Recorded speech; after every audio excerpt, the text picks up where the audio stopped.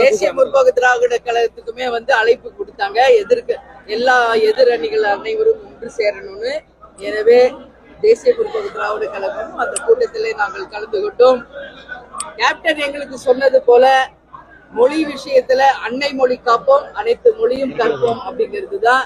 அதே மாதிரி தொகுதி சீரமைப்பு என்று வரும் பொழுது 40 தொகுதிகளுக்கு கம்மியாக தமிழ்நாட்டில் மத்திய அரசு கொண்டு வந்தால் தமிழக அரசுடன் இணைந்து நிச்சயமாக நாங்களும் மிகப்பெரிய ஆதரவை தெரிவிப்போம். எனவே தொகுதி சீரமைப்பு என்ற பெயரில் மத்திய அரசு தமிழகத்தை வஞ்சிப்பதை நிச்சயமாக தேமுதிக ஏற்றுக்கொள்ளாது. தமிழ் மொழியை பொறுத்த வரைக்கும் அன்னை மொழி காப்போம், அனைத்து மொழியும் கற்போம் என்றுதான் கேப்டன் சொல்லியிருக்காரு. எனவே அதுதான் எங்களுடைய நிலைப்பாடு.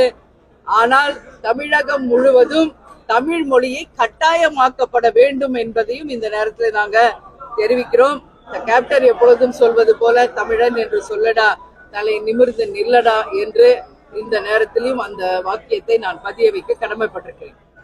இன்னைக்கு பட்ஜெட் அறிவிக்கிறாங்க, நான் இங்க இருக்க, இப்பதான் போய் பார்க்கணும். பட்ஜெட் என்னென்ன அறிவிப்புகள்லாம் வந்திருக்கிறது என்பதை பார்த்துவிட்டு தலைமை கழகத்தின் சார்பாக எங்களுடைய அதிகாரப்பூர்வமான அறிவிப்பை இன்னும் கொஞ்ச நேரத்தில் நாங்கள் தருவோம்.